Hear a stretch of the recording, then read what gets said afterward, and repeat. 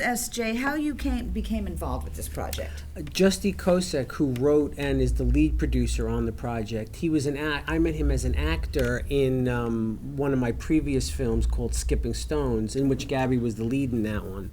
And about a year or two after we finished Skipping Stones, Justy came to me with the script and wanted to know if I would be interested in helping him produce it and direct it. I read it. I was blown away by it. We then did not a lot of work, just fleshing it out over a period of 6 months and just working on the subtleties of older Maggie and younger Maggie and how that dynamic would culminate in that ending scene. And that's how I came to the project. It was really fascinating, and I noticed there in the credits, it all had to do with kind of trauma therapy, and that's how Justy got into it, right? He was involved with this group. Tell me about this group, this trauma group. I'm not directly familiar with the group, but that was Justy's initial inception and how he got involved in this. It's not based on any true story, but it is based broadly on people that have gone through these tragedies and stuff. Yeah, it was great, and I hoped, Maggie and Bax were going to get together, hopefully at the end. You never know. Yeah. So tell me, was this filmed mainly in New York? All it was in Manhattan, Connecticut, and in upstate New York, in Prattsville. And how did you decide the locations to film? The locations were, it was a lot of different factors. Justy had some of the locations already booked up, the restaurant, he had a friend. It was always going to be, he wanted it New York based, like that was very important. She was a graduate student, both of them at NYU. So we knew some of it had to be shot in Manhattan, but just production, logistics, and costs, we have to move around. Right. So the college, I forgot the name of the college that we shot at, but that was up in Connecticut, that college, but kind of matched Columbia, a university campus and stuff. And all the upstate New York locations are my locations that I brought to it. So it was just, with independent films, a lot of it's about budget and, what you can afford and swing and stuff. Well, the cast was just fantastic. I love both of them, especially the two leads. Tell me how, now you said NYU, is that where you found them, and is that where you first started your career? No, I did not go to film school for my career. We did an open casting for the cast, and that's how we found Nellie and Nick, just through a lot of auditions, trying to find the right Maggie and the right Bax. So yeah, they were just open cast, and with Nellie, as soon as I saw her right away, I was drawn to her immediately, and then we had her come back multiple times. This was all done in person. Like, we did the initial on Zoom, just for the initial audition, but then every callback everything was in person. And we made her come back 2 or 3 times to read with other Baxes, and until we found Nick, which was much later in the casting process. And then when we found him, we really liked him a lot, and that's it. Really, she was fantastic. You could see all that trauma right in her face. It was she so had a completely open face. You can see everything right there. Yeah, I call it someone who just consumes the lens. You're drawn right to her. Yeah. Exactly. And now the casting of the little girl, she's similar in appearance, isn't she? So did you take her...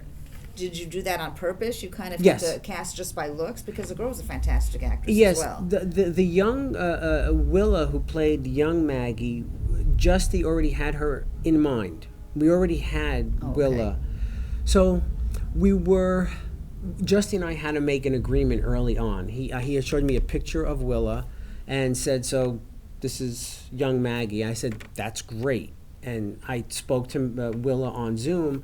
I said, but we got to put out an open casting call for older Maggie, and I don't want to put any restrictions on it. If we found a Maggie, so it's opposite almost. If we found a Maggie that maybe didn't look like Willa, he had to be comfortable in recasting the younger role. We just wanted to be open, and then it just happened that way.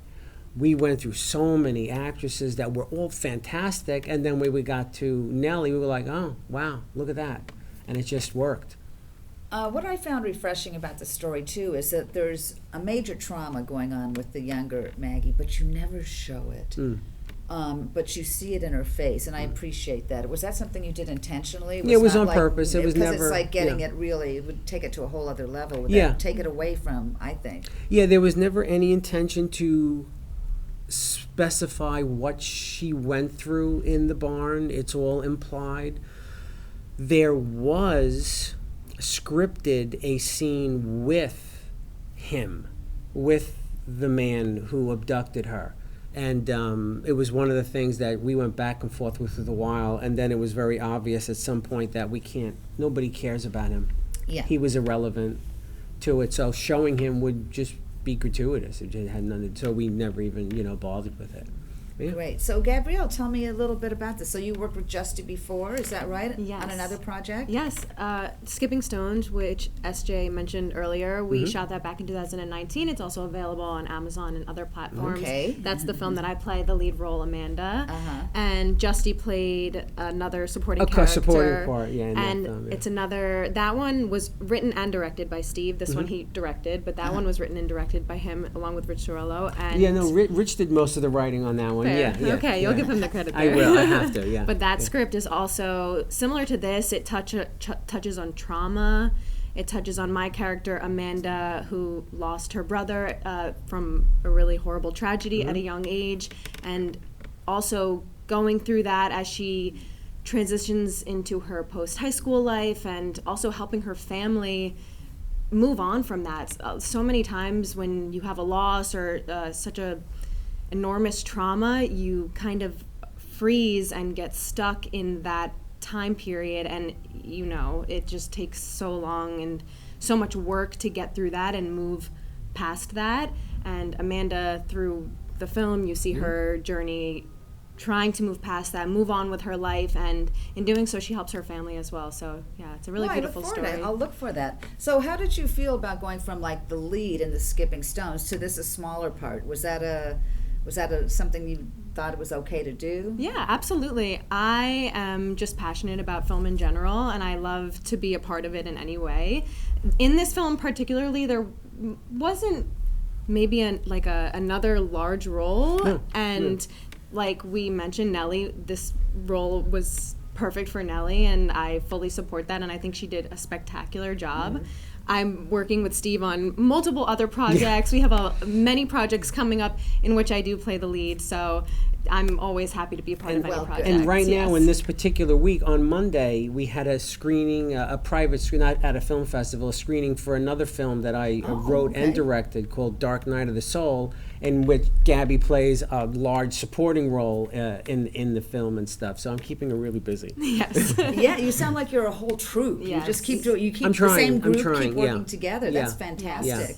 Yeah. So, what's your plans for this film? What do you have? Well, You're Not There has already been sold. It's already been. It's with Gravitas Great. Ventures. It opens December 17th nationwide on VOD, cable platforms across the country, and Amazon and Apple TV. It's already available for pre-buy, and then we're having a New York screening on December 18th to kind of celebrate the release of the film. So that's cool. Well, that's fantastic. Well, thank you for talking to us. I really enjoyed the film. It was fantastic, and it really touched me. So thank you. You really did your job. It was this was the first time both of us saw it on a bigger screen, and just from a personal, I thought it really looked great.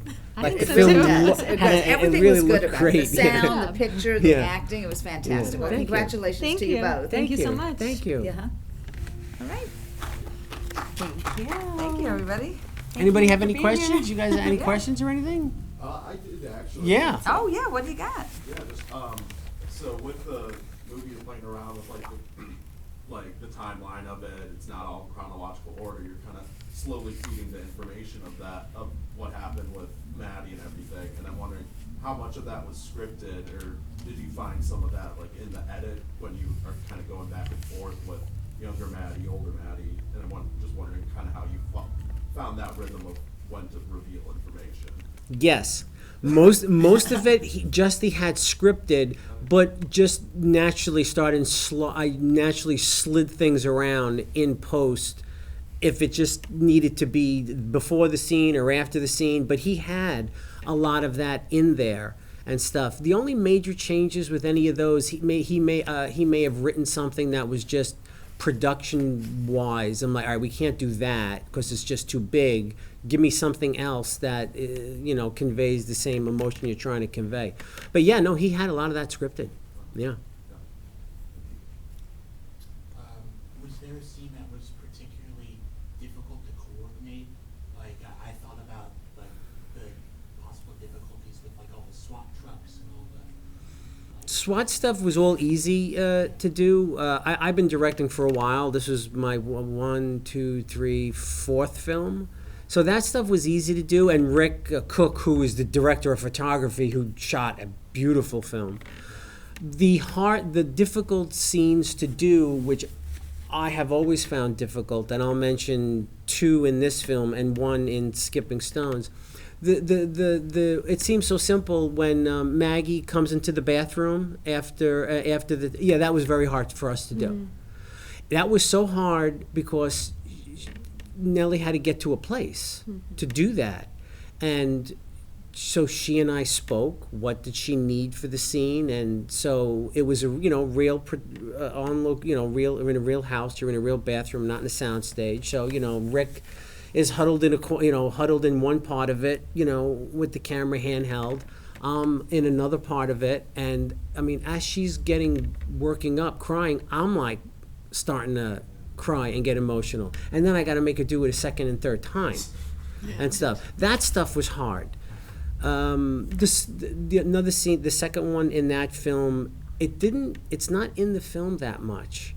It was only in it 2 quick shots, but there's right at the end when it's a scene with the doctor in the office when she's pounding on the floor. We shot like 10 minutes of that stuff. That was tough. After we got done shooting with that, we closed the door, and the actress, Chase Masterson, and Nellie just kind of sat in the room together, just to kind of cool out and relax. And then there's a scene in Skipping Stones at the end. If you guys ever check it out, I won't give anything away, but it comes at the end. And it was very hard for her because it's big emotional stuff. You got to do it multiple times. It wasn't a complicated shot.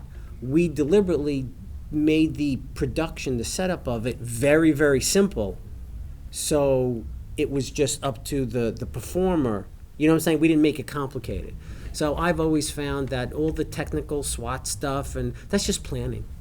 That's just planning. The hard stuff is the emotional heavy stuff.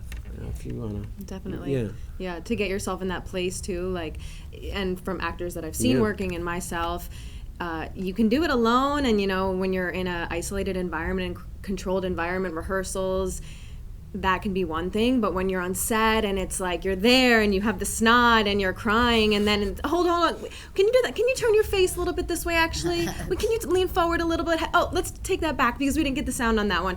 And I'm sure you've heard this before, but that's all part of it, and that's where the training comes in.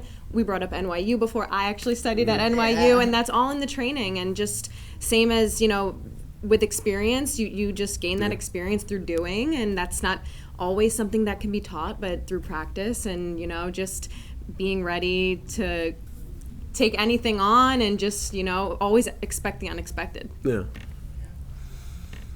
Great job. Any other questions? So much. All good. Cool. Alrighty. Thank you so much. Fantastic. Thank you. You guys. I'm glad you enjoyed it.